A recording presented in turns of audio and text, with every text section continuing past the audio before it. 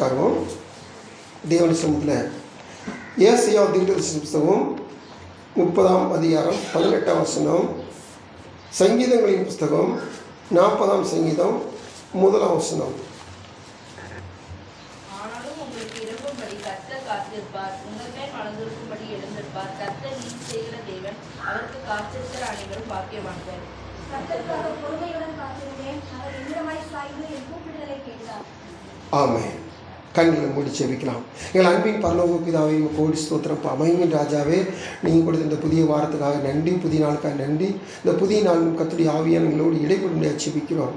கர்த்தருடைய சத்தம் கேட்டு கர்த்தருடைய சித்தம் செய்ய இப்போது எங்களை கொண்டு வந்து தேவனுக்கு நன்றி செலுத்துகிறோம். எங்கள் தேவனாய் கர்த்தர் தொடர்ந்து ஆண்டவரே உங்களை ஆராதிக்க உதவி செய்த தேவன் இப்படி வார்த்தையின் வேலையில் நீ இடைபெறும்படியாக செபிக்கிறோம். என் தேவனுடைய சமூகத்தில் நாங்கள் தியானிக்கிற இந்த வார்த்தையின் பகுதியில் கர்த்தர் இடைபெறும் பேசு. எல்லா துதிக்கும் ஸ்தோத்திரத்துக்கும் கணத்துக்கும் வைத்து பார்த்து நல்லாண்டவர். உங்களுடைய வசனம் எங்கள் வாழ்நாள் முழுவதும் அது சத்துணவு. அதை புசித்து நாங்கள் திடப்பட்டு கிறிஸ்துவுக்குள் வாழவும், பிசாசை எதிர்த்து நிற்கவும், நித்திய ஜீவன் பிரவேசிக்கிற சாக்கியத்தை பெற்றுக்கொள்ளும். இந்த வார்த்தைகளை வழிநடத்துக்காக ஸ்தோத்திரம். தொடர்ந்து வழிநடத்துங்க, பேசுங்க. வசனத்தை கேட்குற பிள்ளைகளையும் வசனத்தை சொல்லுகிற நம்முடைய அறிவும் பலப்படுத்தி பயன்படுத்தி மீட்பர் இயேசு கிறிஸ்துவின் பணியோடு மன்றாடுவோம் ஜெபம் நல்ல பிதாவே, ஆமென். ஹல்லேலூயா. கர்த்தருடைய நாமம் மகிமைப்படுவதாக. தேவ சமூகத்தில் ஆண்டவராய் தெய்வம் இந்த நாட்களில் கூட நம்மளோட காத்திருக்கிறவர்கள் பாக்கியவான்கள் என்ற வார்த்தையை தியானிக்கும்படியாக உதவி செய்திருக்கிறார். ஆமென். கர்த்தருக்கு ஸ்தோத்திரம். காத்திருக்கிறவருக்கு காத்திருந்தால் பாக்கியவான்கள் அப்படின்னு தேவ சமூகத்தில் நம்ம காத்திருக்கும்போது புது பலனை பெற்றுக் கொடுக்குறோம் என்பதை குறித்து முதல் வாரத்தில் தியானித்தோம். அடுத்து 2வது வாரத்தில் கூட அது பாம் சண்டே அல்லது குருத்தோலை ஞாயிறு என்பதையும் சேர்த்து கர்த்தருக்கு நம்பிக்கையோடு காத்திருக்கிறது நல்லது அப்படிங்கிற வார்த்தையை இந்த ஓசன்னா ஞாயிறு அன்று அவர்கள் எவ்வளவாய் புகழ்ந்தார்கள். ஆனால் அன்னைக்கு புகழ்ந்தவர்கள் அவர்கள் நம்பிக்கையோடு காத்திராமல் போனார்கள். நாமும் கடைசி வரைக்கும் நம்பிக்கையுடனே காத்திருக்க வேண்டும் என்று சொல்லி முதல் வாரத்தில் காத்திருக்க வேண்டும், 2வது நம்பிக்கையோடு காத்திருக்க வேண்டும் சொல்லி பார்த்தோம். அந்த மாதத்துக்கு 3வது ஞாயிற்றுக்கு கூட உயிர்ப்பின் பணியின் நாளாரனை அதில் தேவனுடைய சமூகத்தில் சொன்னபடி உயிர்த்திருந்த வார்த்தையை தியானித்தோம். இந்த 4வது ஞாயிற்றுக்கிழமை தேவ சமூகத்தில் 40ஆம் சங்கீதம் 1 வசனத்தின் அடிப்படையில் பொறுமையோடு காத்திருந்தால் பாக்கியம் பெறுவார்கள். அல்லேலூயா, ஸ்தோத்திரம். நம்ம எப்படி இருக்கணுமா? பொறுமையுடன் காத்திருக்க வேண்டும். காத்திருப்பதும் பொறுமை ரெண்டும் ஏறத்தாழ ஒரு வார்த்தையோட வச்சுக்கலாம். பொறுமையோடு இருக்கணும், காத்திருக்கணும். ரெண்டுமே தேவ சமூகத்தில் இணையான வார்த்தை தான். ஆனால் பக்தன் தாவீது பாடுகிற பொழுது கர்த்தருக்காக பொறுமையுடன் காத்திருந்தேன். இப்படி பொறுமையுடன் காத்திருந்தனால தாவீதுக்கு கர்த்தர் என்ன செஞ்சாராம்? அந்த என்னிடமாய் சாய்ந்து என் கூப்பிடுதலை கேட்டார். கூப்பிடுதலை கேட்கிறது ஒரு பெரிய பாக்கியம். ஹல்லேலூயா. ஏன்னா அநேக காரியங்கள் நம்ம கூப்பிட்டும் பதில் கிடைக்க மாட்டேது, விண்ணப்பம் பண்ணி பெற்றுக்கொள்ள மாட்டோம். அதுக்கு பெரிய விளக்கங்கள் உண்டு. இப்போ தேவ சமூகத்தில் இந்த நாளில் நம்ம தியானிக்கிற வார்த்தை பொறுமையுடன் காத்திருந்தால் அவர்கள் பாக்கியத்தை பெறுவார்கள். அல்லேலூயா. தேவ சமூகத்தில் நம்ம முதல் மனுஷனை எப்போ பார்த்தாலும் என்ன செஞ்சிடும், கொஞ்சம் உதாரணத்துக்கு எடுத்துகிட்டு வந்துடுவோம். இந்த முதல் மனுஷன் ஆண்டவர் படைச்சு அருமையான தோட்டத்தில் உலாவ வச்சு அந்த தோட்டத்தில் கனிகளை புசிக்க வச்சு அவரை போலையும் உண்டாக்குனார். அவரை போல எல்லாத்துலேயும் படைச்சு நல்லா அருமையாக வச்சிருக்கிறார். ஆனால் விசாசனம் அவனை தூண்டி விட்டு என்ன செஞ்சுட்டு ஆசையை காமிச்சு செய்யக்கூடாதுன்னு சொன்ன எந்த காரியமோ அந்த காரியத்தை செய்ய வச்சு கீழ்ப்படி அவன் பாவத்தை கொண்டு வந்துட்டான். ஹல்லேலூயா. தேவ சமூகத்தில் நல்லா கவனிங்க. ஒரு குறுக்கு முடிவு யாராவது சொன்னாங்கன்னா அல்லது ஊடலை வந்து ஏதாவது புகுந்து ஆலோசனை சொல்லி நம்மளை டைவர்ட் பண்ணாங்கன்னா நம்ம என்ன சொல்லி கேட்டிங்கன்னா பொறுமையோடு காத்திருந்து ஆண்டவர் என்ன சொல்கிறார்? ஒன்றுமே நீங்கள் யாருமே ஆலோசனை கேட்கட்டா வேதத்தை வாசிங்க, கண்டிப்பாக ஒரு முடிவு கிடைக்கும். அல்லேலூயா. அதுக்காண்டி நடுவில் இப்படி பரட்டி ஓரத்தில் இப்படி எடுத்து இப்படி பார்க்காதீங்க. அது கிளி ஜோசியம். கிளி அப்படி பழக்கி வச்சுருப்பாங்க. அப்படியும் ஒரு 10 அட்டையை தாண்டி ஒரு 11 அட்டையை தூக்கி அந்த ஆள்கிட்ட கொடுக்கும். இதெல்லாம் நம்மகிட்ட கூடாது. அது தப்பான முறையில் வந்து கொண்டு சேரும். நீங்கள் வேதத்தை வாசித்து வர பகுதியிலேயே வாசிங்க. கர்த்தர் பேசுவாங்க. ஆண்டு சமூகத்தில் ஞாயிற்றுக்கிழமை தோறும் கர்த்தர் நம்மளுடைய ஈடுபடுகிறவர். தனிப்பட்ட முறையில் வேதம் வாசிக்கும் பொழுது, இன்னும் ஜெபிக்கிற பொழுது சில ஆலோசனைகள் நம்ம செவி கேட்க கர்த்தர் சொல்லுவார். சில ஆலோசனை நமக்கு வரும். அல்லேலூயா. இந்த ஆதாமை போல அல்லது இந்த ஏவாள் செஞ்சுட்டு ஆதாமையும் செய்ய வச்சது போல என்ன செஞ்சிடக்கூடாதுன்னா டக்குன்னு முடிவு எடுத்துடக்கூடாது.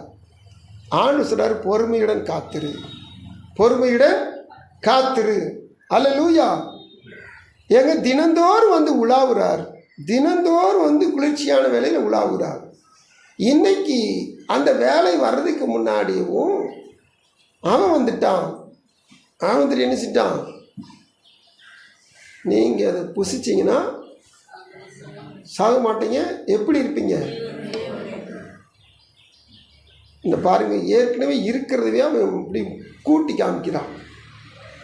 ஆண்டு படித்தது அவரை போல தான் படித்தார், அவரை போல படிச்சுட்டு வச்சிருக்கிறாரு. இவன் வந்து சொல்கிறான், இதை புசிச்சா நீ தேவனை போலவே இருப்ப. என்ன இருக்கிறத மிகைப்படுத்தி இல்லாதது ஒன்று பெற்றுக்கொண்டது போல ஒரு பயங்கரமான ஒரு மாயை காமிச்சு அவங்கள கவர் பண்ணுறான். எந்த காரணத்துக்கு கொண்டும் எனக்கு உத்தரவு கொடுத்த ஆண்டவர் நான் அவர்கிட்ட கேட்டு செய்வேன்னு சொல்லி என்ன செய்யணும்? ஆனால் பொறுமையோட காத்திருக்கணும். அநேக காரியங்கள் நான் பொறுமை இல்லாமல் நான் செய்கிறதுனால தான் நான் பாக்கியத்தை இழந்து போயிடுறேன். ஆனால் கண்டிப்பாக நான் பாக்கியமான மாறணும். இதுதான் தேவனுடைய சித்தம். அல்லேலூயா. எந்த காரணத்தை கொண்டு நான் பாக்கியத்தை இழந்துடவே கூடாது. பொறுத்தார் பூமி ஆழ்வார் சொல்லாது. நாம் பொங்கி எழுந்தோன்னா பூமி ஆளவே முடியாது, இழந்து தான் போயிடும். நிச்சயமாக இழந்துருவோம். அதனால் ஆண்டு சமூகத்தில் நமக்கு பொறுமை என்பது அத்தியாவசியமான ஒன்று. இதில் வேதம் சொல்லுது, கர்த்தருக்காக நான் பொறுமையுடன் காத்திருந்தேன், அவர் என்னிடமாய் சாய்ந்து என் கூப்பிடுதலை கேட்டார். இந்த தாவீது பாருங்க, அவருடைய வாழ்க்கையில் நடந்த சம்பவம்லாம் பார்த்தீங்கன்னா ஏறத்தாழ இதை பண்ணி சொல்கிறாங்க. சவுலை அபிஷேகம் பண்ணி அடுத்து கொஞ்ச நாள்லேயே அவனை நினைச்சிட்டார்னா அவனை என்ன செஞ்சார்? புறக்கணிச்சிட்டார். அதுக்கடுத்து நீதித்துக்கு ஏற்றவனை ஒருவனை கண்டுபிடித்தேன்னு சொல்லுவார். ஆனால் அந்த அவனை புறக்கணிக்கிற நாட்டில் தாவீது பறந்துருந்தானு சொல்லி பார்த்தா இல்லை. அதுக்கடுத்து தான் தாவீது பறக்கிறான், அதுக்கடுத்து வளர்றான், அதுக்கடுத்து இளைஞனாகிறான். இளைஞனான பிற்பாடு தான் இந்த தாவீதை கர்த்தர் அபிஷேகம் பண்ணுகிறான். அல்லேலூயா. தாவீது அபிஷேகம் பண்ண பிற்பாடு தாவீது உடனே ராஜாவாகவே இல்லை. அபிஷேகம் பண்ண பிற்பாடு தான் பாடுகளை கூடிச்சு. அது வரைக்கும் நல்லா துதிச்சுக்கிட்டு நல்லா கர்த்தரை மையப்படுத்திட்டு ஆடுகளை மேய்ச்சிட்டு மெய்ப்பனாக இருந்த மனுஷன் இப்போ ராஜ அபிஷேகம் பெற்ற பிற்பாடு தான் பாடுகள், உபத்திரவங்கள், ஓட்டங்கள், ஒளிதல், அப்படியா நிந்தைகள், நெருக்கங்களை அனுபவிச்சுக்கிட்டு இருந்தான். நல்லா கவனிச்சு பாருங்க. ராஜ அபிஷேகம் பண்ணி அடுத்து உடனே ராஜாவாயிட்டான் சவுல். ஆனால் ராஜ அபிஷேகம் பண்ணி வருஷங்கள் ஆயிடுச்சு, இன்னும் ராஜாவாகலை தாவீது. அல்லேலூயா. என்னைக்காவது பாருங்க, யாராவது ஒருத்தங்க ஐடியா சொல்லுவாங்க, சவுலை கொன்றுவோம், சவுலை கொன்றுவோம். கொண்டாச்சுன்னா அடுத்து யார் தான்? தாவீது தான். ஏன்னா அபிஷேகம் பண்ணப்பட்ட மனுஷன், ராஜாவுக்கு அபிஷேகம் பண்ணப்பட்ட மனுஷன். ஆனால் தாவீது சுயத்துக்கு ஒரு நாள் இடம் கொடுக்கவே இல்லை, பொறுமையாக இருந்தான். அல்லேலூயா. பொறுமை, பொறுமை. அந்த பக்தன் யோபு சொன்னார், எனக்கு முன் குறித்ததை நிறைவேற்றுவார். அல்லேலூயா. எனக்கு ஒன்று ஆண்டு என்ன சொல்ற ப்ராவிஷன் பண்ணி வச்சிருக்கிறார், ஒதுக்கி வச்சுட்டார். ஒரு நாளில் சவுலுக்கு முன்னந்தோடைய ஒதுக்கி வச்சுருந்தாங்க. சவுல் வர்றது வரைக்கும் காத்துக்கிட்டே இருந்தாங்க. ஆனால் கர்த்தர் அன்னைக்கு கரெக்டாக கொண்டு வந்துட்டார். அவன் வர்றதுக்கு முன்னாடி நாளைக்கு ஒருத்தனை நான் உனக்கு கொண்டு வருவேன், அவனை நீ இஸ்ரேல் ஜனங்களுக்கு அதிபதியாக நினைச்சி அபிஷேகம்னு சொன்னார். அவனை ஆளையும் பார்க்கல, ஒன்றும் செய்யலை, அவனுக்கு அழைப்பு கொடுக்கல. ஆண்டு சொல்லிட்டார். சவுலும் சமையல்காரன்ட்ட போய் நினைச்சிட்டாரு, ஒரு முன்னத்தோடைய நீ தனியாக வச்சிரு, அதாவது சமையல் பண்ணுறதுல அந்த ஆடு மாடுகளில் இந்த முன்னந்தொடை என்பது அது விசேஷமான ஒரு பாகம். அதை என்ன செய்யணும், ராஜாவாக அபிஷேகம் பண்ண போட போகிற அந்த மனுஷனுக்கு நீ தனியாக வச்சுருக்கணும்னு சொல்லி ஆண்டு சொல்லிட்டு இப்போது சாமுவேல் ரெடி பண்ணி வச்சிட்டார். கர்த்தருக்கு சொல்லணும், எதை முன்குறிச்சாரோ எதை ஒதுக்கிட்டாரோ அது நிச்சயமாக நம்ம கையில் கிடைக்கும். அது யாருக்கு போய் சேராது.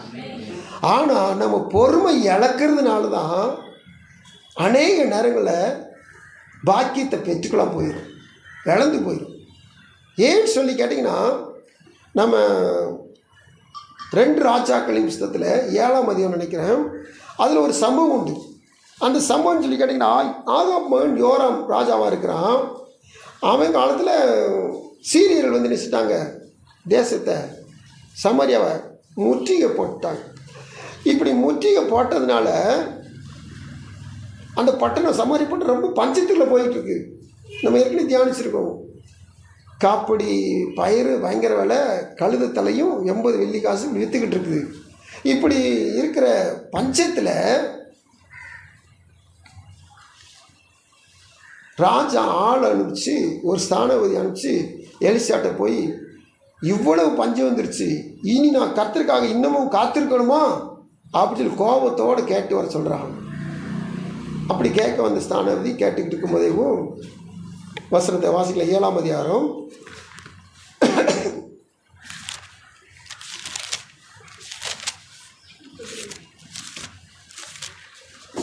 வாசியம். அவனோடு உட்கார்ந்திருந்தார்கள். அப்பொழுது ராஜா ஒரு மனுஷனை தனக்கு முன்னே அனுப்பினார். இந்த ஆள் எலிசாவிடத்துக்கு வருமுன்னே அவன் அந்த மூப்பரை நோக்கி, என் தலையை வாங்க அந்த கொலைபாதகனுடைய மகன் ஆள் அனுப்பினான், பார்த்தீர்களா? அந்த ஆள் வரும்போது நீங்கள் அவனை உள்ளே வரவட்டாமல் கதவை பூட்டி போங்கள். அவனுக்கு பின்னாக அவன் ஆளுடைய காலின் சத்தம் கேட்கிறது அல்லவா என்றான். கர்த்தருக்கு ஸ்தோத்திரம். இப்போது அவனுடைய சமூகத்தில் இருக்கிற எலிசாட்ட ஆள் வந்து சொல்ல போகிறாரு. இப்போ சொல்கிறதுக்கு முன்னாடி எலிசா நடக்கிற காரியத்தில் சொல்லிட்டார். பார்த்தீங்கன்னா, இப்போ எலிசா சொல்கிறாரு, கர்த்தருடைய வார்த்தையை கேளுங்கள், நாளை இந்நேரத்தில் சமாரியாவின் வாசலிலே 1 மரக்கால் கோதுமை 1 சேக்கலுக்கும் 2 மரக்கால் வார்கோதுமை 1 சேக்கலுக்கும் விற்கப்படும் என்று கர்த்தர் சொல்லுகிறார் என்றான். இந்த வார்த்தையை எலிசா தீர்க்கதரிசி சொல்கிறார். இதுக்கு முன்னாடி நடந்த சம்பவம் 25ஆம் வசனத்தில் 6:25 கொடிய பஞ்சம் உண்டாயிற்று, ஒரு கழுதை தலை 80 வெள்ளி காசுக்கும் புறாக்களுக்கு போடுகிற கார்படி பயிர் 5 வெள்ளி காசுக்கும் விற்கப்படும் மட்டும் அதை முற்றுகை போட்டார்கள். சீரியர்கள் முற்றுகை போட்டார்கள். இப்போ கொடுமையான பஞ்சம்.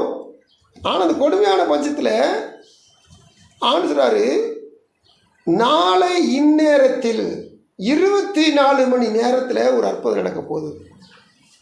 அந்த 24 மணி நேரத்துக்கு முன்னாடி வரைக்கும் காப்படி பயிர் 5 வெள்ளி காசு, ஒரு கழுது தலை 80 வெள்ளி காசு, இவ்வளோ விலை போன அந்த பயங்கரமான இடத்துல இப்போ வசனம் சொல்லுது பாருங்க, 1 மரக்கால் கோதுமைமா 1 சேக்கல், 2 மரக்கால் வார்கோதுமை 1 சேக்கல் விற்கப்படும். ரொம்ப சீப் ரேட்டு. ரொம்ப, அதாவது இப்போது இருக்கிற ஓசியில் கொடுக்குறாங்க ரேஷனில், அன்னைக்கு 1 மரக்கால் கோதுமையாகவும் 2 மரக்கால் வார்கோதுமையும் 1 சேக்கலுக்கு விற்கப்படும் அப்படி சொல்லி எலிசா சொல்கிறார். இதை கேட்டுக்கிற இந்த ஸ்தானாதிபதி சொல்கிறார், பிரதானி சொல்கிறான் 2ஆம் வசனத்தில், அப்படி ராஜாவுக்கு கைலாக கொடுக்கிற பிரதானி ஒருவன் தேவனுடைய மனுஷனுக்கு பிரதித்திரமாக, இப்படி நடக்குமா என்றான். அதற்கு அவன், உன்னுடைய கண்கள் கர்த்தருக்கு ஸ்தோத்திரம். தேவ சமூகத்தில் ஒரு வார்த்தை கடந்து வருது, எனக்குன்னு ஒரு ஆசீர்வாதம் வருது. இப்போ அந்த ஆசீர்வாதத்தை நான் என்ன செய்யணும்? பொறுமையோட காத்திருந்து பெற்றுக்கொள்ளணும். ஆண்டு சொல்லிட்டார், அது நடக்கும். இதுதான் தேவ வாக்கு. இந்த தேவ வாக்குக்கு பொறுமையோடு என்ன நான் காத்திருக்கணும். ஆனால் நடந்தது என்ன தெரியுமா? உன்னுடைய கண்களினாலே அதை காண்பாய், ஆனாலும் அதிலே சாப்பிட மாட்டாய். தேவனுடைய வார்த்தைகளுக்கு என்றைக்குமே நீங்கள் என்ன செய்யாதீங்க, நான் ரெசிஸ்ட் பண்ணாது, எதிர்த்து நிற்காதீங்க. தேவன் வார்த்தை உங்களுக்கு நேரம் வந்துருச்சுன்னா இது எப்படி ஆகும், இது எப்படியான்னு சொல்லவே சொல்லாதீங்க. எப்படியான்னு சொன்னால் என்ன ஆகும்? ஊமையாக போகும். அப்படிதான் நடந்துச்சு. எனக்கு முதிர் வயது, என் மனைவிக்கு வயது சென்றவள், இது எப்படி ஆகும்? அப்போ நீ பிள்ளையை பார்த்து பிள்ளைக்கு பேர் வைக்கிற வரைக்கும் நினைச்சிரு. பெரிய பரிசுத்தவான் தான், தேவ மனுஷன்தான், முதிர் வயது வரைக்கும் தேவனுக்கு பயந்து நடக்கிற மனுஷன்தான். ஆனால் கர்த்தருடைய வார்த்தை கடந்து வருகிற பொழுது அந்த வார்த்தையை அவிசுவாசத்தோடு பார்த்தாயானால் பாக்கியத்தை கொஞ்சம் கம்மியாயிரு. யோவான் ஸ்நானன் ஏசுனாருக்கு வழி ஆயத்தம் பண்ணுறதான். ஆயத்தம் பண்ணுகிறவனை பெற்று வளர்க்க போகிற சகரியாவுக்கு நல்ல ஒரு சீனியர், ஒரு ஆசாரியன், நல்ல ஒரு சீனியர் விசுவாசி, வேதத்தில் தேர்ந்தவன். ஆனால் அவனுக்குள்ள என்ன இருக்குனீங்கன்னா அவிசுவாசம் ஒட்டிச்சு. ஏன்னா மனுஷியத்தின்படி எல்லாம் பார்க்குறாங்க. ஏன் நான் வயசாக, நான் வாலிபனாக இருந்தால் எனக்கு ஒரு பிள்ளை பிறக்கும். ஆனால் நான் வயசானவன், என் மனைவி ரொம்ப வயசாகிட்டு எப்படி பிள்ளை பிறக்கும்? கேட்குறீங்களா? இதுதான் அவிசுவாசம். அவர் சொல்ல ஆகும். அல்லேலூயா. அவர் வாக்கில் உண்மை இல்லவர், அவர் சொல்லியும். இப்படிப்பட்ட தேவன் எல்லாம் அவருக்கு தெரியும், வசனம் தெரியும். ஆனால் இவர் வாழ்க்கையில் உனக்கு ஒரு பிள்ளை பிறக்க போகுது, பேர் கூட சொல்லிட்டார் தூதன். பார்த்தீங்கன்னா இது எப்படி ஆகும்னு சொல்லி கேட்டால் அப்போ ஊமையார். யார்ட்டையும் என்ன செய்ய முடியாது, பேச முடியாது. கத்திரிசம் காத்துக்கு தேவ பிள்ளைகளே நல்லா கவனமாக இருக்கு. இந்த மனுஷன் கத்திரி வார்த்தை வருது, நாளைக்கு இந்நேரத்தில் 1 மரக்கால் கோதுமையுமா 2 மரக்கால் வார்க்கோதுமா 1 சேக்கலுக்கு தான் விற்கப்படும். இப்போ இருக்கிற சேனல் பெரிய தெலுக்கூட்டம் இருக்குது. எல்லாரும் ஆவலோடு ஐயோ நல்லதாக போச்சு, மாவு கிடச்சி நல்லதாக போச்சு, ஒருவேளை சாப்பாடு கூட இல்லாமல் செத்துக்கிட்டு இருக்கோம், மாவு கிடச்சி நல்லதாக போச்சு நினச்சிக்கிட்டு இருக்காங்க. பிரதானி என்ன சொன்னான்? கர்த்தர் வானத்திலே மதகுகளை உண்டாக்கினாலும் இப்படி நடக்குமா என்றான். ஏற்கனவே ஆண்டவர் 40 வருஷம் வானத்தின் மதகை திறந்து தான் சாப்பாடு கொடுத்துருக்கிறார். அறிய வேண்டாமா? என்னைக்குமே நல்லா கவனிச்சு கேளுங்க. ஒரு காரியம் ஆண்டவர் செஞ்சுருக்காருன்னா இன்னொரு காரியம் செய்வார்ன்றதுக்கு அந்த செஞ்ச காரியத்தை சொல்லி சொல்லி கேட்கணும். அல்லேலூயா. அதுலேருந்து விடுதலை படுத்திங்களா ஆண்டவரே, அதில் போஷிச்சிங்களா ஆண்டவரே, அந்த பேரிடர் காலத்திலையும் கூட எங்களை காப்பாற்றுங்க ஆண்டவரே, இப்போ எங்களை காப்பாற்றுங்க. அல்லேலூயா. ஸ்தோத்திரம். முன்னாள் நம்ம சௌரி வீட்டுக்கு போயிட்டு போது பேசின்னு சொன்னாங்க, 2 வருஷமாக கொரோனா காலத்தில் எங்களுக்கு 31ஆம் தேதி சம்பளம் ஏறிருந்தாங்க. ஸ்தோத்திரம்.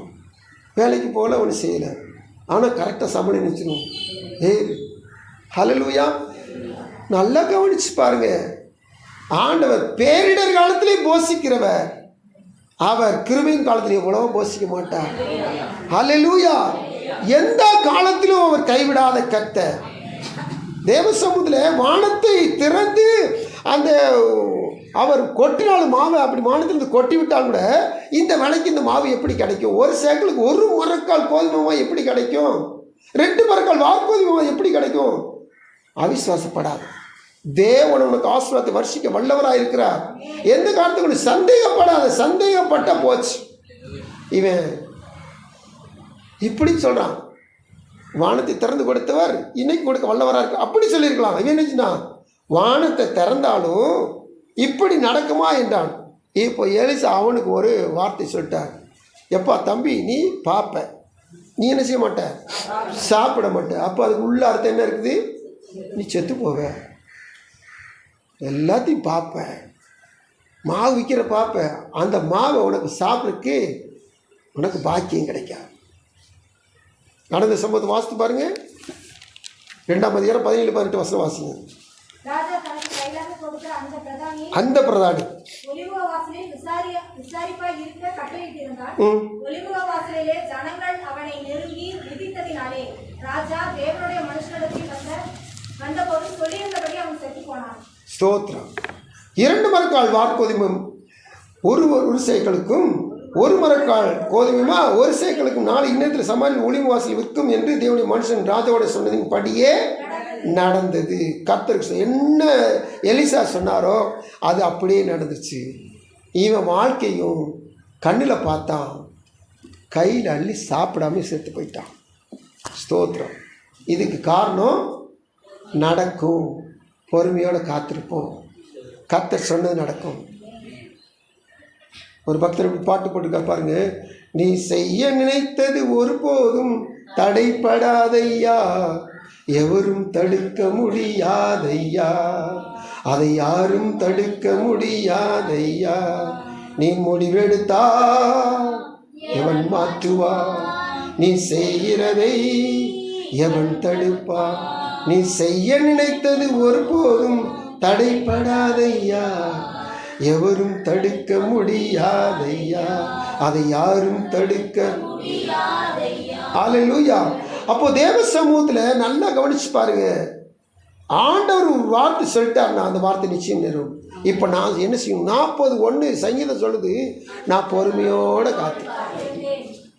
இந்த ஆதாம் பொறுமையை இழந்துட்டான். ஏன்? இந்த அம்மா வந்து கொடுத்த மாத்திரத்தில் நான் சாப்பிட்டுட்டேன், இப்போ நீ சாப்பிட்ட மாத்திரத்தில் படைச்சு முதல்ல முகம் பார்த்தது கர்த்தரை தான் பார்த்தான். அடுத்து தான் அப்படி விழாவிலிருந்து எடுத்து மனைவி கொடுத்தார். இப்போது மனைவி சொன்ன மாத்திரத்தில் அதே ஒரு தேவ வாக்கா போச்சு அவனுக்கு. தேவ வாக்கு கேட்டவனுக்கு மனைவி வாக்கு இப்போ தேவ வாக்க போயிட்டு, அதனால் மனைவி சொன்னது நினச்சிட்டா உடனே கீழ்ப்படி சாப்பிட்டான். செஞ்சது இந்த அம்மா தான் முதல்ல செஞ்சாங்க. ஆனால் பாருங்கள், இன்ன வரைக்கும் யார் மேலே பழி விழுது? ஆதாமின் பாவம், ஆதாமின் பாவம். ஏவாளை கூட யாருமே சொல்ல மாட்டாங்க. ஏன் தெரியுமா? கட்டளை யாருக்கு பிறந்தது? ஆதாம் கட்டளை பிறந்தது. அப்போ எவன் நினைச்சிருக்கணும்? பொறுமையோட, சரிம்மா நீ சாப்பிட்ட ரைட்டு, ஆண்டவர்கிட்ட கேட்டுக்குருவோம், இதைத்தான் இந்த பர்டிகுலர் இதைத்தானே சாப்பிடக்கூடாதுன்னு சொன்னார். அதை சாப்பிட்டுட்ட நீயும் எனக்கு சாப்பிட சொல்கிற, கொஞ்சம் பொருள். அப்போ என்ன சொல்லலாம், தப்பிச்சிருக்கலாம். ஆனால் அந்த ஆதாம் பின்னாடி குறை சொல்லணும்ல. அந்த ஒருத்தன் வந்துட்டானா பின்னாடி பார்க்க போகிறோம், அவன் பேரையும் குறை சொல்பவன். முதல்ல அவன் வந்த மாத்திரத்தில் ஏவாளை தூண்டி விட்டான், ஏவாள் கணவனை தூண்டி விட்டா, 2 பேரும் சாப்பிட்டாங்க, முடிஞ்சிட்டு. இப்போது ஆண்டு ஏன் புசிச்சேன்னு கேட்டால் பதில் என்ன சொல்ல தெரியுமா? அது வாசிங்க. அதற்கு ஆதாம், உடனே இருக்கும்படி தேவரீர் தந்த ஸ்திரீயானவள் அவ்விருட்சத்தின் கனியை எனக்கு கொடுத்தால் நான் புசித்தேன் என்றார். கர்த்தருக்கு சொல். எப்படி சாப்பிட்டது தப்புன்னு ஒத்துக்கிறானு பாருங்க. நீங்கள் கொடுத்தீங்கல்ல ஒரு பொம்பளை, ஒரு அம்மா கொடுத்தீங்கல்ல, அந்த அம்மா தான் கொடுத்தாங்க. நீங்கள் கொடுத்த அந்த அம்மா எனக்கு கொடுத்தாங்க, அதனால தான் நான் சாப்பிட்டேன். எப்படி பாருங்க, தேவனையும் குறை சொல்லி செஞ்ச காரியத்தை ஒத்துக்கிறான் போனோம். இது பிசாசுடைய சரக்கு, இது நம்ம ஜாக்கிரதையாக கையாகும். அல்லேலூயா. கர்த்தருக்கு ஸ்தோத்திரம். அடுத்தபடியாக தேவ சமூகத்தில் நம்ம பார்க்குற காரியங்களை கொஞ்சம் வரிசையாக தியானிக்க போகிறோம். இப்போது நம்ம எல்லாருக்கும் வழக்கம் வாசிக்கிற யோபு காரியங்களை குறித்து நம்ம வாசிக்க போகிறோம். அதுக்கு யாக்கோப்பில் 5ஆம் அதிகாரம் 11 வசனத்தில் போட்டிருக்க வசனம். யாக்கோப்பு 5:11.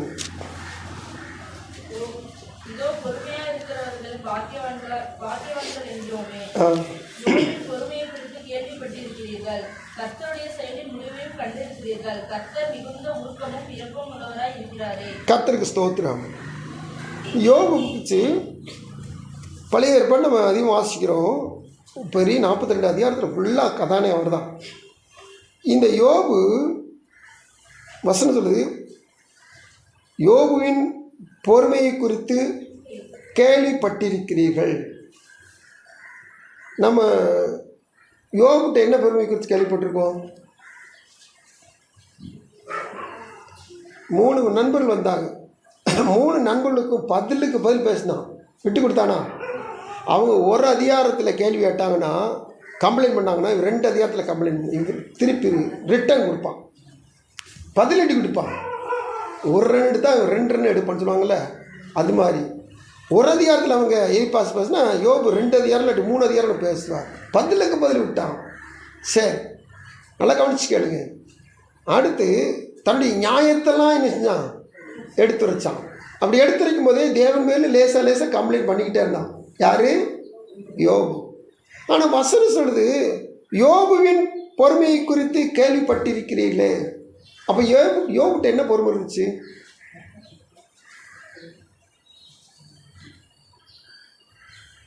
பாடுகளை தாங்க முடியாமல் நண்பர்கள்ட்ட என்ன செய்கிறான், அங்கலாய்க்கிறான், பதிலுக்கு பதில் பேசுகிறான். ஆனால் 42 அதிகாரம் வரும்போது தான் அவன் தன்னை சரண்டர் பண்ணுறான் பாருங்க.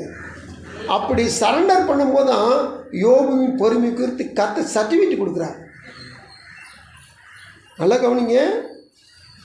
அது வரைக்கும் யோபு சரிக்கு சரி, ஆளுக்கு சத்தம் மட்டும் தான் வெளியே வருது, ஆள் முகத்தை பார்த்து யோபு முகம் மாதிரி இருக்குது. அப்படியே மெலிஞ்சு போயிட்டான், ஒன்றுக்குலாம் போயிட்டான், உருமாறி போயிட்டான். சத்தம் கண்ணீர் வரும், சத்தம் மட்டும் எல்லாத்துக்கும் பதிலடி கொடுப்பான். கடைசியில் எலிவு வந்து பேசினா, அதுக்கடுத்து எலிவு பேசி முடிச்சு அவனால் பேச முடியல. அதுக்கடுத்து டக்குன்னு ஆண்டுக்குள்ளே வந்துட்டார். ஆண்டு பேச ஆரம்பிக்கிறார். ஆண்டு பேச ஆரம்பிக்கும் போது 42 அதிகாரத்தை எடுத்து வாசித்து பாருங்க. இந்த யோபு 41 அதிகாரம் கடைசியில் ஆண்டு பேசுகிறாரு. பேசின மாத்திரத்தில் 42 அதிகாரத்தில் தேவரின் சகலத்தையும் செய்ய வல்லவர், நீ செய்ய நினைத்தது கர்த்தருக்கு ஸ்தோத்திரம். இப்போ வாசிங்க.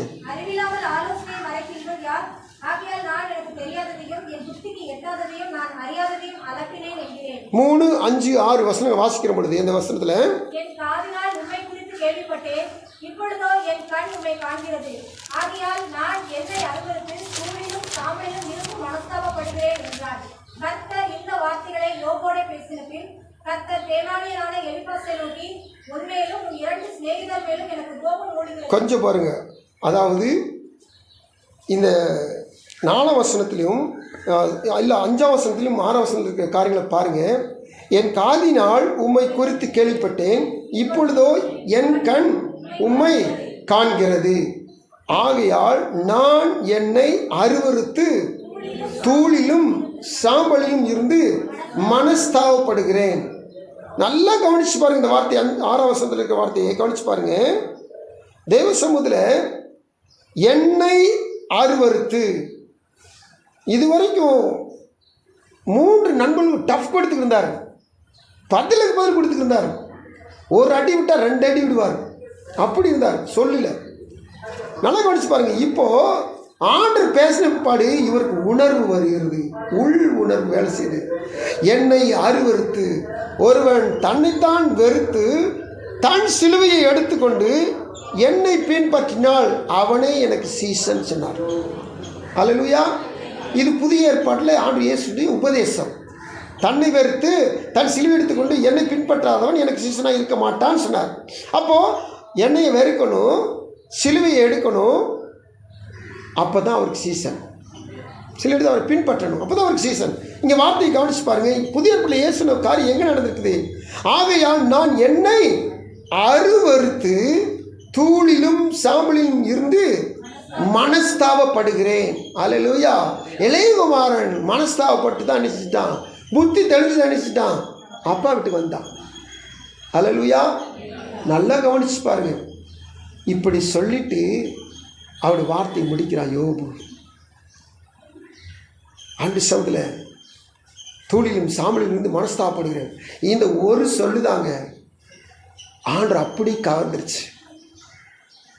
தேவ சமூகத்தில் நான் எதையோ சொல்லி ஜெபிக்கலாம், ஆனால் ஆண்டுக்கு பிரியமான ஒரு காரியத்தை நான் செஞ்சுட்டு அல்லது சொல்லிட்டு ஆண்டு சொல்லி ஜெபிச்சுட்டுனா இந்த ஆண்டு அப்படியே நம் பயப்படுகிறவராக இருக்கிறார். நாம் தேவ சமூகத்தில் என்னதான் போக்கிர்த்தனம் பண்ணிட்டாங்க. அதான் நம்ம தாவீது என்ன பண்ணுங்க பண்ணிட்டு 54 சங்கத்தில் அழுகாள்னு அழுகிறார். இந்த இளையமான பாருங்க, இனி உங்க குமாரன் சொல்றதுக்கு நான் பார்க்கிறேன் அல்ல, தகுதி கிடையாது. எப்பா சொல்கிறதுக்கு தகுதி கிடையாது. உங்கள் பிள்ளைன்னு சொல்கிறது தகுதி கிடையாது. அப்படி உன் உள்ளத்தை நினைச்சிட்டாங்க, உடைக்கிறாங்க. இதான் தேவ சமூகத்தில் என் தாசனாகிய தாவீதுன்னு சொல்கிற அளவுக்கு அந்த ஒரு ஜபங்க வாழ்க்கையில் தாறுமாறு 2-3 தாறுமாறு பண்ணியிருக்கிறார். வேஷமெல்லாம் போட்டிருக்கார் தாவீது, டெக்னிக்கலாக போட்டிருக்கார் தாவீது.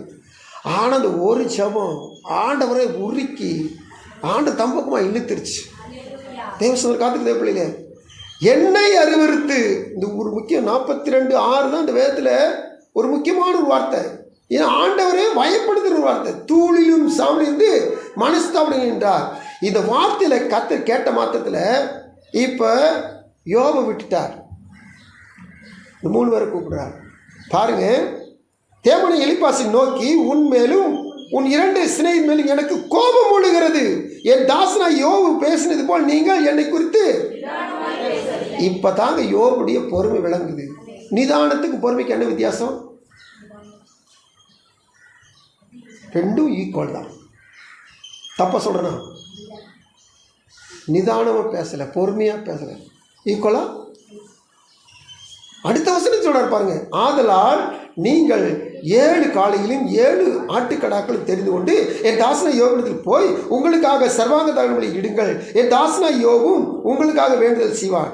நான் அவன் முகத்தை பார்த்து உங்களை உங்கள் புத்தி இனத்துக்கு தக்கதாக நடத்தாதிருப்பேன்.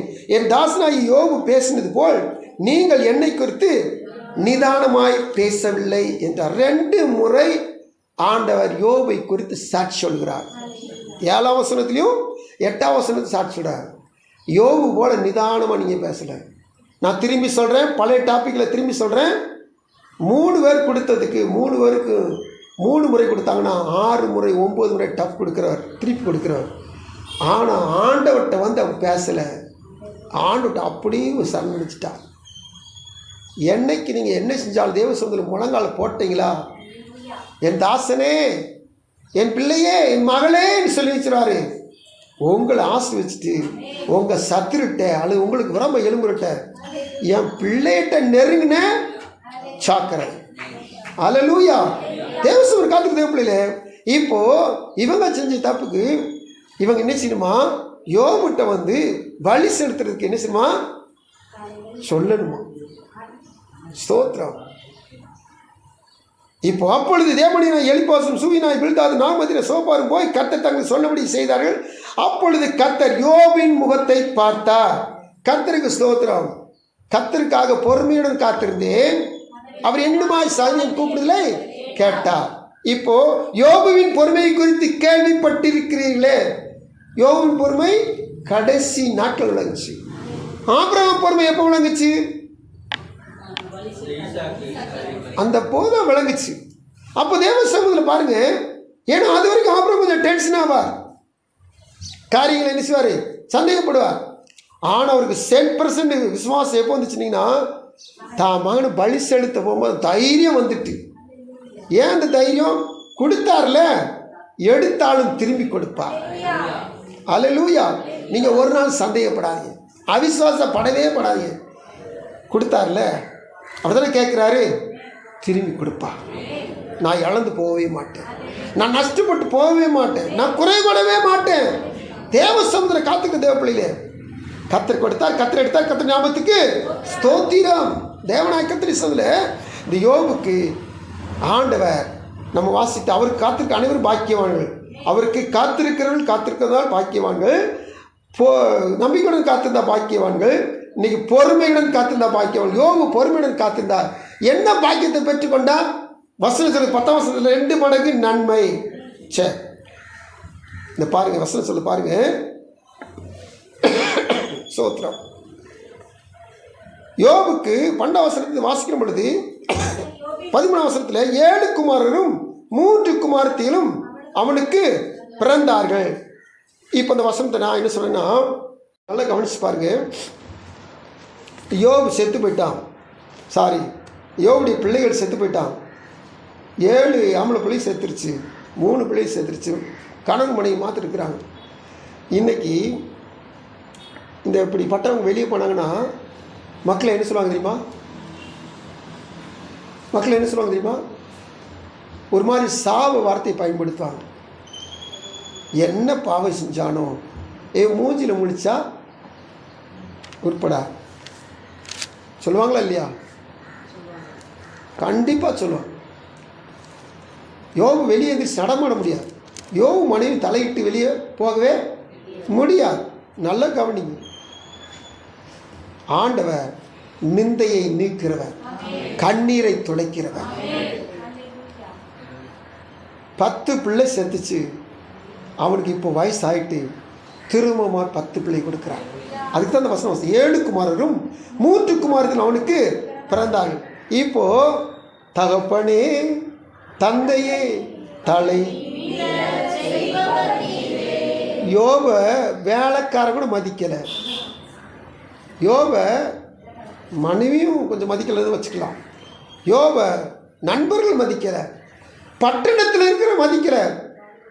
முன்னாடி பிரபுக்கள் கூட எந்திரிச்சு கையை வாயில் போட்டு அமைதியாக இருப்பாங்க, பேசிக்கிட்டு இருந்தாங்கன்னா அவங்களும் மதிக்கலை. இப்போ யோபு திரும்பமாய் ஆதி அந்தஸ்தில் கர்த்தர் நிலை நிறுத்துகிறார். எப்பேற்பட்ட காரியம் நடக்குது. அல்லேலூயா. யோபை தலை நிமிரச் செய்த கர்த்தர், நானும் யோபை போல பொறுமையுடன் காத்திருந்தால் என் தலையும் அவர் உயர்த்த வல்லவரார், என் தலையை அவர் நிமிர்த்த வல்லவராக இருக்கிறார். அல்லேலூயா. எனக்கு தேவை என்னது? கர்த்தருக்காக பொறுமையோடு நான் காத்திருக்கிறோம். கர்த்தருக்காக அவருக்கு காத்திருக்க அனைவரும் பாக்கியவான். பாருங்க, ஒரு சொல்லுதான் தியானிக்கிறோம், பொறுமை, காத்திருத்தல். பொறுமையோடு காத்திருந்துட்டுன்னா யோபு வாழ்க்கையில் இந்த அனைத்து இந்த 2வது காணப்பட்ட பிளஸ்ஸிங் நம்ம வாழ்க்கையில் காணப்படும். இதுக்கிடையில் எத்தனையோ பாடுகள், எத்தனையோ போராட்டங்கள், நெருக்கப்படுகிறோம், வருத்தப்படுகிறோம். ஆனால் கர்த்தர் ஒரு நாளுமே கைவிடுவதே இல்லை. ஹல்லேலூயா. சரி, கர்த்தருக்கு ஸ்தோத்திரம். அடுத்தபடியாக அதே யாக்கோபின் புத்தகத்தை கொஞ்சம் எடுத்துக்கொள்வோம்.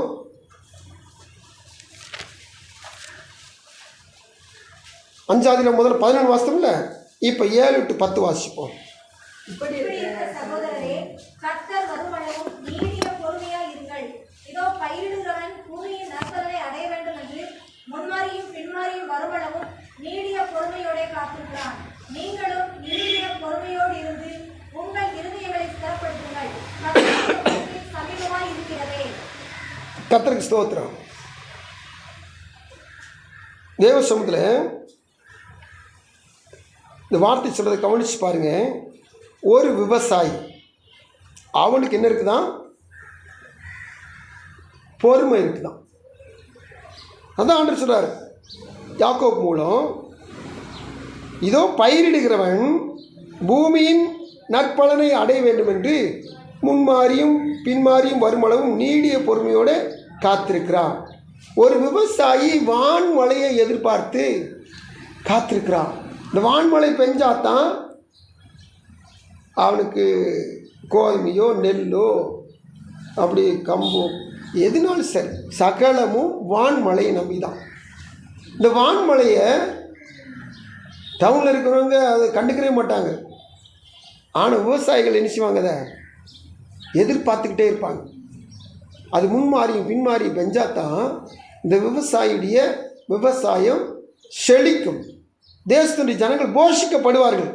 அப்போது அந்த வசனம் சொல்லுது, ஒரு விவசாயி எப்படி முன்மாறியும் பின்மாறி எதிர்பார்த்துருக்கானோ, பொறுமையோடு காத்திருக்கானோ மழை பெய்யுற வரைக்கும், இவனை போல நல்லா பாருங்கள். கோடை காலத்துலேயே வெனிச்சிடான்னா அந்த காடை நல்லா உழுது போட்டுருவாங்க. அதில் இருக்கிற அந்த ஒரு மாதிரி பெரிய பெரிய கல்லுகள் கடந்த எடுத்து போட்டுருவாங்க. அப்புறம் வந்து இது இனக்குள்ள இருக்குது பார்த்தீங்களா, அது பாரு, களைக்கு பேர் இந்த, அதாவது மஞ்சள் நெத்தி இருக்குது பார்த்தீங்களா, மஞ்சள் நெத்தி என்ன சொன்னால் உடல் முளைச்சிடும். அதை வேரோடு தோண்டி எடுத்துருவாங்க விவசாயம் போட்டதுக்கு முன்னாடியும். ஏன்னா அது ஒரு இடத்துல வந்துச்சுன்னா திரும்ப அதே இடத்துல வந்துடும். இதெல்லாம் என்னச்சுன்னா இந்த கோடை காலத்தில் ரெடி பண்ணுறாங்க, மழை பெய்யறதுக்கு முன்னாடி. அப்போது ஆயத்தப்படுத்துவாங்க நிலத்தை. என்ன சொன்னோன்னா ஆயத்தப்படுத்தி ரெடியாக வச்சுருப்பாங்க, முன்மாறி விதைக்கிறதுக்கு, பின்மாறி அது விளைச்சலுக்கு. இப்போ இந்த முன்மாறிக்காகவும் பின்மாறிக்கும் விவசாயி காத்திருக்காங்க. இதை சொல்லிட்டு அவருடைய வாரத்தில் நீடிய பொறுமையோடு காத்திருக்கிறான். நீங்களும் நீடிய பொறுமையோடு இருந்து உங்கள் இருதயங்களை ஸ்திரப்படுத்துங்கள். கர்த்தரின் வருகை சமீபமாய் இருக்கிறது. நாம் என்ன செய்யணுமா? இருதயத்தை ஸ்திரப்படுத்தணுமா? ஒரு விவசாயி விளைச்சலுக்காக அல்லது விதைக்கிறதுக்காக காத்திருந்து அந்த விளைச்சலை பெற்றுக்கொள்வதாக பின்மாரிக்காக காத்திருந்து அந்த வான்மழைக்காக காத்திருக்கிற விவசாயி போல நீங்களும் நீடிய பொறுமையோடு இருந்து உங்கள் இருதயங்களை ஸ்திரப்படுத்துங்கள். இந்த இருதயம் என்ன செய்யணும்? அடிக்கடி சஞ்சலத்தில் போய் தவிக்கும், பொறுமை இழந்துடும், ஏதாவது இருந்துச்சுன்னா குறுக்கு வாக்கில் யோசித்து அப்படியும் விழுந்துடும். அதனால வேதம் சொல்லுது, ஒரு விவசாயி எப்படி அவனுக்கு வேறு நம்பிக்கையே கிடையாதுங்க. மழைன்னா மழை பெஞ்சுதான், வேறு வழியே கிடையாது. மழை பெய்யாட்டா வாழ்வு கிடையாது. அப்போது தேவனுடைய சமூகத்தில் நானும் இந்த தேவனை விசுவாசியாக விட்டால், இந்த தேவனை நம்பாவிட்டால் என் வாழ்வு கிடையவே கிடையாது. அந்த விவசாயி போல நீடிய பொறுமை எடுத்து உங்கள் இருதயங்களை ஸ்திரப்படுத்துங்கள். கர்த்தருடைய சமூகத்தில் நம்ம நீடிய பொறுமையாக இருக்க நம்முடைய இருதயம் என்ன செய்யுமா? ஸ்திரப்படுமா? கர்த்தருக்கு சில வசனங்களை வாசிங்க. 31 சங்கீதம் 24 வசனம், 27 சங்கீதம் 14 வசனம்.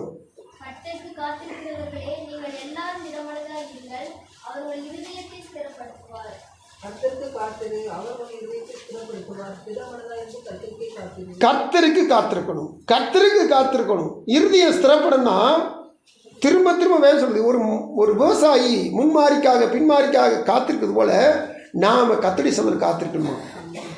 ஒரு காரியம் ஆகும்னு சொன்னீங்கன்னா இந்த காரியத்தை நடத்துறதுக்காண்டி ஸ்டெப் எடுத்து ஓடுறதை நிறுத்துங்க. இந்த காரியத்தை நடத்துறதுக்கு முன்னாடி முழங்கால்களை மடக்கும். இதுதான் காத்திருக்குதல். அப்போது அவர் இருதயத்தை என்ன செய்வார்னா ஸ்திரப்படுத்துவார். கர்த்தருக்கு ஸ்தோத்திரம். தேவ சமூகத்தில் காத்திருக்க தேவ பிள்ளைகளே, 9 வசனத்தை வாசிங்க. இப்போ யாக்கோபு 5:9. சகோதரரே, நீங்கள் நியாயத்தீர்க்கப்படாதபடிக்கு ஒருவருக்கொருவர் விரோதமாய் முறையிடாதீர்கள். இதோ நியாயாதிபதி வாசற்படியில் நிற்கிறார். இது ஒரு முக்கியமான ஒரு பகுதி. இருதயத்தை ஸ்திரப்படுத்தாட்டா நம்ம இறுதி என்ன செய்யணும்னா இப்போ குறை சொல்ல தொடங்கிடும். அன்னைக்கு நீங்கள் கொடுத்த பெண்ணு தானே சொன்னா ஆதாம் ஆண்டவர் பார்த்து, இன்னைக்கு அந்த சுபாவம் நமக்குள்ளே இருக்குது. ரெண்டாவது மேற்படியாண்டிய காரியம் என்ன சொல்லி கேட்டிங்கன்னா, இந்த வசனம் சொல்லுது, நீங்கள் நியாயத்திற்கப்படாதபடிக்கு ஒருவருக்கு ஒருவர் முறையிடாதிருங்கள். ஒருவருக்கு ஒரு நிச்சயம் கூடாதான், கம்ப்ளைண்ட் பண்ணவே கூடாது. கம்ப்ளைண்ட் பண்ணால் நமக்கு எல்லாருக்கும் நல்லா தெரியும். வசனம் வெளிப்படுத்தின விசேஷம் 12:10 தானே, அதை வாசிக்கிறோம்.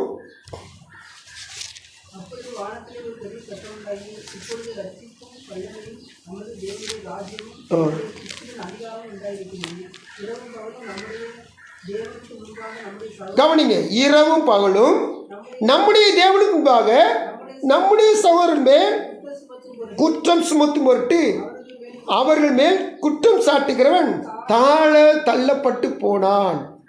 அல்லேலூயா, ஸ்தோத்திரமே.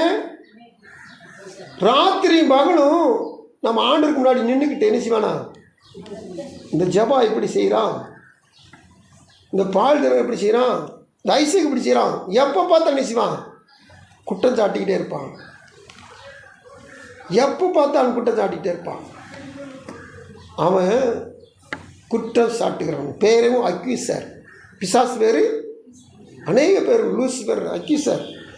இந்த பேர் பார்த்தீங்கன்னா இது ஆதியில் அவன் உள்ளே போனதுனால ஆண்டவரே குறை சொல்ல ஆரம்பிச்சிட்டான். அதான் நல்லா கவனிச்சு பாருங்க. தேவ சமூகத்தில் கணவன் இப்படி பாடுபட்டுக்கிட்டு இருக்காரு, மனைவிக்கு ஒரு இறக்க வேண்டாமா? இவ்வளோ பாடுபட்டு எலும்பும் தோளமாக போயிட்டாரு, சாகப்பழை கிடக்காரு, ஆறுதலாக ஒரு கஞ்சி வச்சு கொடுக்க வேண்டாமா? தேவனை திட்டிட்டு நீ ஜீவனை விட்டுருண்டான். எவ்வளோ தைரியம் பாருங்க. ஏன் அங்கங்கே சுற்றிட்டு நான் கடைசியில் மனைவிக்குள்ள நுழைஞ்சிக்கிட்டான். ஜாக்கிரதை. தேவசத்தில் குறை சொல்லுதல், குற்றம் சாட்டுதல். சகோதரன் என்ன செய்யக்கூடாதான், குற்றம் சாட்டக்கூடாது. இது யாருடைய வேலைன்னு சொன்னீங்கன்னா பிசாசுடைய வேலை. இரவும் பகல் நம்முடைய தேவனுக்கு முன்பாக நம்முடைய சவுல் மேல் குற்றம் சுமத்தும் பொருட்டு அவர்கள் மேல் குற்றம் சாட்டுகிறவன். இப்போ ஒரு நாள் தாழ தள்ளப்பட்டு போவான், ஆனால் இப்போ குற்றம் சாட்டிக்கிட்டு நின்றுக்கிட்டு தான் இருக்கான். அதனால நாம் என்ன செய்யக்கூடாதான்? யாக்கோப்பு 1:9 சொல்லப்படும், நீங்கள் நியாயத்திற்கப்படாதபடிக்கு நான் ஜட்ஜ்மெண்ட்டுக்குள்ளே போகக்கூடாதுன்னா நான் என்ன செய்யக்கூடாது? ஏன் சகோதரன் ஏன் சகோதரி மேலே கம்ப்ளைண்ட் சொல்லிக்கிட்டே இருக்கக்கூடாது. நாம் எப்போ பார்த்தாலும் குறை சொல்லிக்கிட்டே இருப்போம். அவங்களால தான் என் வாழ்க்கை இப்படி போச்சு, இவங்களால தான் என் வாழ்க்கை இப்படி போச்சு. ஸ்தோத்திரம். ஒரு அம்மா மகனுக்கு கல்யாணம் முடித்து கொடுத்தாங்க. கல்யாணம் முடித்து கொடுத்து பெண்ணு வந்து அந்த கணவன் மனைவியும் பிள்ளை பெற்று அவங்களும் வாலிபன் ஆகிட்டாங்க. இன்னும் அந்த பெண்ணு கொடுத்த சபையை பார்த்து பாஸ்ட்டை பார்த்து, நீங்கள் கொடுத்த பொண்ணு அப்படித்தான் இருக்குது, நீங்கள் கொடுத்த பொண்ணை பார்த்தா பைத்தியக்காரி, என் மகனை பைத்தியமாக்கி விட்டா, இப்படி பேசுகிறாங்க. எப்போ பார்த்தாலும் குறை சொல்கிறது. தேவசம் காத்திருக்கு தேவ பிள்ளைகளே, வசனம் சொல்லு, நீங்கள் நியாயத்திற்கப்படாதபடிக்கு ஒருவருக்கு விரோதமாய் முறையிடாது. எந்த காரணத்துக்கு நம்ம மற்றவங்களை என்ன செய்யக்கூடாதுன்னா கம்ப்ளைண்ட் பண்ணவே கூடாது. எல்லாவற்றையும் ஸ்தோத்திரம் செய்யுங்கள், எல்லாவற்றையும் ஸ்தோத்திரம். இப்படி செய்வது உங்களை குறித்து தேவனுடைய சித்தமாக இருக்குது. எல்லாவற்றையும் என்ன இருந்தாலும் சரி கர்த்தாவுக்கு ஸ்தோத்திரம். அப்போது நம்ம கர்த்தரை சொல்ல காத்திருக்குன்னு அர்த்தம். கர்த்தர் பொறுமையோடு காத்திருக்குன்னு அர்த்தம். அப்போது தேவ சமூகத்தில் நாம் கம்ப்ளைண்ட் பண்ணவே கூடாது. நல்லா கவனிச்சு பாருங்கள். சகோதரர்கள் கம்ப்ளைண்ட் பண்ணவங்களாம் கொஞ்சம் யோசித்து பாருங்கள். யாரெல்லாம் கம்ப்ளைண்ட் பண்ணாங்க? சமயம் போய்கிட்டு இருக்கு. இந்த யோசேப்பு மேலே சகோதரர் கம்ப்ளைண்ட் பண்ணாங்க. ஆனால் கர்த்தர் யோசேப்பு கல்லடி வந்து வச்சுட்டார். யோசேப்பு கல்லடியில் பாக்கி அத்தனை பேர் விழுமுடி வச்சாரா? ஒருத்தரும் பேச மாட்டேங்க. அதைத்தான் சொல்கிறேன். 11 பேரையும் யோசேப்பு காலில் விழுக வச்சுட்டார். ஏன்னா யோசேப்பை ரொம்ப சீப்பாக நினைக்கிற, அற்பமாக நினைக்கிறது. சொப்பனக்காரன் வந்துட்டான். வாங்கடா இவனை பிடிச்சி குளிக்கில் போடுவோம், வாங்கடா பிடிச்சி கொண்டு போடுவோம், வாங்கடா இவனை விற்று போட்டுருவோம், இவன் சொப்பனை எப்படி நிறைவேறும் பார்ப்போம். நீ செய்கிற செயல் பூரா நீ தான் அவனுக்கு கால் கொடுக்குறாப்ப மாத்துற. நாம் அந்த காரியத்தில் போயிடவே கூடாது. நான் கம்ப்ளைண்ட் பண்ணால் நான் எதை கம்ப்ளைண்ட் பண்ணணும் அது என் வாழ்க்கையில் கம்ப்ளைண்டாக மாறக்கூடாது. நான் நியாயத்திற்கப்படாதபடிக்கு நான் யாரையும் குற்றம் சாட்டவே கூடாது. எது செஞ்சாலும் மன்னிச்சுங்க ஆண்டவரே, நான் தப்பாக நடந்ததுனால இப்படி நடந்துருச்சு, தேவன்கிட்ட போய் என்ன செய்யணும், மன்னிப்பு கேட்டணும். இதை விட்டுட்டு மற்றவங்களை குறை சொல்கிறது, குற்றம் சாட்டுறது, இது தேவனுடைய பார்வையில் தவறாக இருக்குது.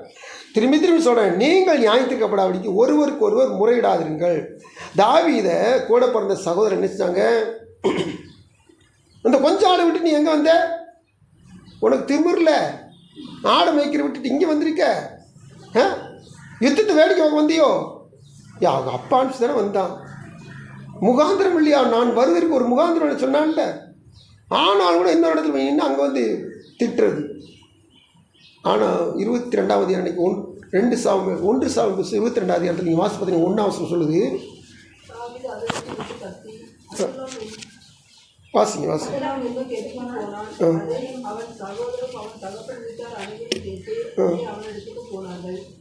அந்த வசனம் என்ன சொல்லுது? இப்போ தாவீதே அத்துமுத்துமா இருக்கான். எப்போ தாவீதே சவுல் கொள்வான்னு தெரியாது. இங்கிட்டு பெலிஸ்தர் இருக்காங்க, அவங்களும் இவன் தாவீது அபிஷேகம் பண்ணி வச்சுருக்கான்னு அவங்களும் ஒரு பார்த்துட்டே இருக்காங்க. இப்படி இருக்கும்போது எந்த பக்கம் அவனுக்கு இந்த மத்தளம் ஒரு 2 பக்கம் இடின மாதிரி அவனுக்கு எந்த பக்கம் ஆபத்து இருக்குது. ஆனால் இவங்க அப்பாவும் அம்மாவும் இவங்க கூட பார்த்து எல்லாருமே யார்கிட்ட போய் அடைக்கல போகிறாங்களா? ஹல்லேலூயா. ஏன்னா அவங்க நல்லா தெரிஞ்சிட்டு அபிஷேகம் பண்ணப்பட்ட மனுஷன் இவன் தான் ஒரு நாள் நாட்டாளுவான், இவனை அண்டிக்கிட்டா தான் நமக்கு நல்லது. ஆமென். எந்த காரணத்துக்குன்னு குற்றம் சாட்டினவங்க இப்போது யாரை குற்றம் சாட்டாங்களோ அவனையே அண்டிக்கிட்டாங்க. யோசேப்புக்கும் கூட பிறந்தவங்க அப்படி தான் ஆகிப்போச்சு, தாவீது கூட இருந்தவங்க அப்படி தான் ஆகிப்போச்சு. அதனால நாம் என்ன சொன்னால் முறையிடவே கூடாது. கர்த்தருக்கு ஸ்தோத்திரம். இப்போது கடைசி நேரத்தில் நம்ம என்ன சொன்னால் ஒரு வசந்த வாசத்தை நம்ம ஜெபிக்க முடிக்க போகிறோம். என்னென்னு சொல்லிக்கிறேன், லூக்கா எழுதின சுவிசேஷம் 21ஆம் அதிகாரம் 19 வசனத்தை வாசிங்க. அதுக்கு ஆதாரமாக 8லேருந்து 19 வரைக்கும் கூட வாசனை உள்ளது. லூக்கா 21 எடுத்துக்கொள்ளுங்க.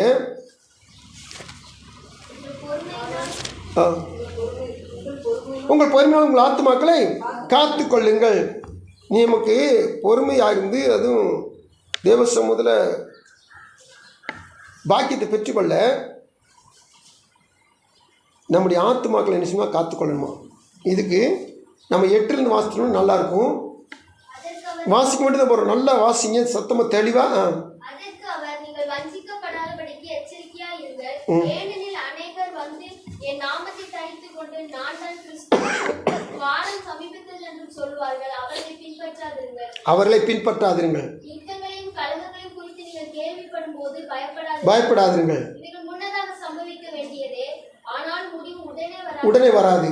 அப்பொழுது அவர் அவர்களை நோக்கி, ஜனத்துக்கு விரோதமாய் ஜனமும் ராஜ்யத்துக்கு விரோதமாய் ராஜ்யமும் எழும்பும். பல இடங்களில் மகா பூமி அதிர்ச்சிகளும் பஞ்சங்களும் கொள்ளை நோய்களும் உண்டாகும். வானத்திலிருந்து பயங்கரமான தோற்றங்களும் பெரிய அடையாளங்களும் உண்டாகும். இவைகளெல்லாம் நடப்பதற்கு முன்னே என் நாமத்து நிமித்தம் அவர்கள் உங்களை பிடித்து ஜபாலயங்களுக்கும் சிறைச்சாலைகளுக்கும் ஒப்பு கொடுத்து ராஜாக்கள் முன்பாகவும் அதிபதிகள் முன்பாகவும் உங்களை இழுத்து துன்பப்படுத்துவார்கள். ஆனாலும் அது உங்களுக்கு சாட்சியாவதற்கு ஏதுவாயிருக்கும். ஆகையால் என்ன உத்தரவு சொல்லுவோம் என்று கவலைப்படாது இருக்கும்படி உங்கள் மனதை நிர்ணயம் பண்ணிக் கொள்ளுங்கள். உங்களை விரோதிக்கிறவர்கள் ஒருவரும் எதிர் பேசவும் எதிர் நிற்கவும் கூடாத வாக்கையும் ஞானத்தையும் நான் உங்களுக்கு கொடுப்பேன். பெற்றாராலும் சகோதரராலும் பந்து ஜனங்களாலும் சிநேகிதராலும் காட்டி கொடுக்கப்படுவீர்கள். உங்களில் சிலரை கொலை செய்வார்கள். என் நாமத்து நிமித்தம் எல்லாராலும் பகைக்கப்படுவீர்கள்.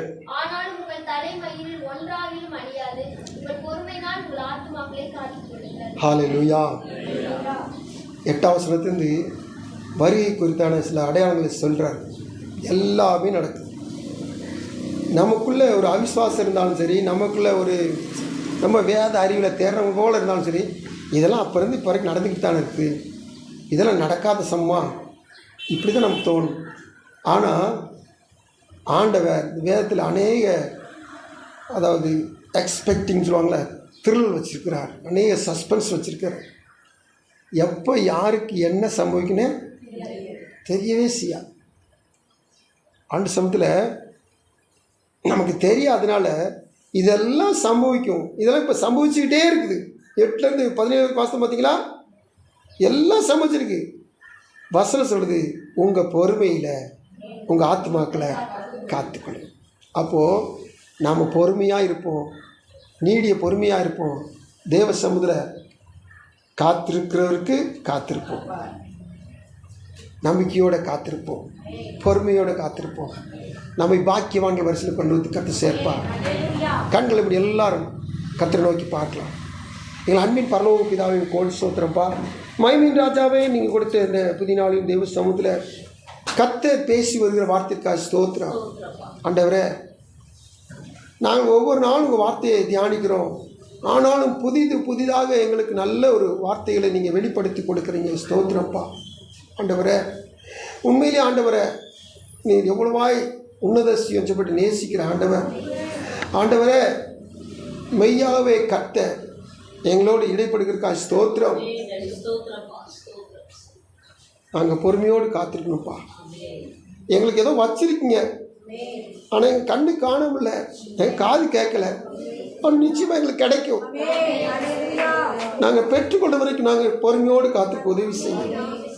ஆண்டவரே, இந்த சவுளை பார்க்கவே இல்லை, ஆனால் அவனுக்கு ஒரு முன்னதடை ஒதுக்கி வச்சுருந்தான். அந்த சவுளை அதை சாப்பிட்டு அபிஷேகம் பண்ணப்பட்ட வீட்டுக்கு போனான். ஆண்டவரே, ஸ்தோத்திரப்பா. ஒருவேளை அந்த சவுல் உடனே ராஜாவாயிட்டான். ஆனால் தாவீதோ அபிஷேகம் பண்ணப்பட்ட பிற்பாடு அவனுக்கு சோதனை, வேதனை, நெருக்கம், பாடு. ஆனால் அதில் பொறுமையோடு காத்திருந்தான். அவன் தான் பாடின பாட்டு, கர்த்தருக்காக பொறுமையோடு காத்திருந்தேன். அவன் என்னமாய் சாந்தியன் கூப்பிடலை கேட்டார். ஸ்தோத்திரம். அவன் யாரையும் கொலை பண்ணி குறுக்கு வழியில் வந்து அவன் ராஜ்யப்பட்டத்தை சுதந்திரிக்கவே இல்லை. பொறுமையோடு காத்திருந்து பெற்றுக்கொண்டான்.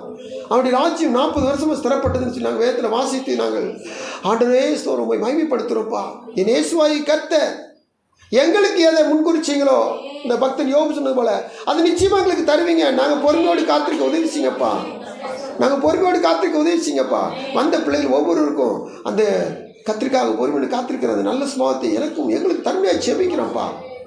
தொடர்ந்து வேண்டியதுக்கு பேசின வார்த்தைகளுக்கு நன்றி. ஆண்டவர், இந்த வார்த்தை இங்கு மட்டுமில்லை, எங்கும் புறப்பட்டு செல்லும் பொழுது அது அநேகரை கத்தாவை திடப்படுத்திட்டு போசிக்கட்டும். ஆண்டவரே, இந்த வார்த்தை அநேகரை கத்தாவை தேற்றிட்டு ஆண்டவரே. ஸ்தோத்திரப்பா. காத்திருந்து நான் எண்ணத்தை கண்டேன். ஒரு புண்ணியம் சொல்லி அழுகிற அநேகர் உண்டு. ஆண்டவரே என்று சொல்லி அழுது இன்னும் என் விண்ணப்பத்திற்கு பதில் கிடைக்கவேன்னு சொல்லி ஏங்கி தவிக்கிறவர்கள் உண்டு. படுக்கையில் கிடைக்கிறவர்கள் அநேகம் உண்டு. ஆண்டவரே வாக்குத்தத்தம் நிறைவேறவில்லையே என்று சொல்லி கண்ணீர் வடித்துக் கொண்டிருக்கிற அநேகர் உண்டு. என் ஆண்டவரே கண் நோக்கி பாருங்கப்பா, கண்ணீரை துடைப்பா, நிந்தை பூமியில் இராவணி நீக்கி போடுவார் வார்த்தை நிறைவேறட்டும் ஆண்டவரே. மனதுருகுமணி எழுந்திருப்பா அந்த வார்த்தை நிறைவேறட்டும் ஆண்டவரே. கர்த்தாவே காத்திருக்கிறவர்கள் ஆண்டவரே பாக்கியவான்கள். தேவ சமூகத்தில் வார்த்தை கடந்து வந்திருக்குது. கடந்து வந்து வார்த்தை நம்ம கைக்குள்ள உதவி செய்யும். எங்களுக்கு ரொம்ப நேரத்தில் சடக்குன்னு காரியம் முடியணும், படக்குன்னு முடிச்சிடணும், சடக்குன்னு அந்த காரியத்தை செஞ்சிடணும்னு சொல்லி நினைக்கிறோம். இல்லை ஆண்டவரே, நீங்கள் முன் குறித்த நாள் வரைக்கும் நாங்கள் காத்திருக்க உதவி செய்யும். ஒரு விவசாயி போல முன்மாறிக்கும் பின்மாறிக்கும் காத்திருக்கிற விவசாயி போல எங்கள் இருதயம் ஸ்திரப்பட வேண்டும் சொல்லி நீங்கள் சொல்லுங்க ஆண்டவரே. இதோ தேவ சமூகத்தில் காத்திருக்கும் போது இவனால தான் போச்சு, அவனால தான் போச்சு அப்படி சொல்லி கம்ப்ளைண்ட் வேறு வருது. இந்த கம்ப்ளைண்ட்னால நாங்கள் நியாயம் தீர்க்கப்பட்டு போகாதபடிக்கு பிசாசுடைய சுபாவமாகிய குறை சொல்லுகிற சுபாவத்தை எங்களை விட்டு எடுத்து போடுங்க. காத்திருந்தா காத்திருக்க மட்டும் செய்யணும்.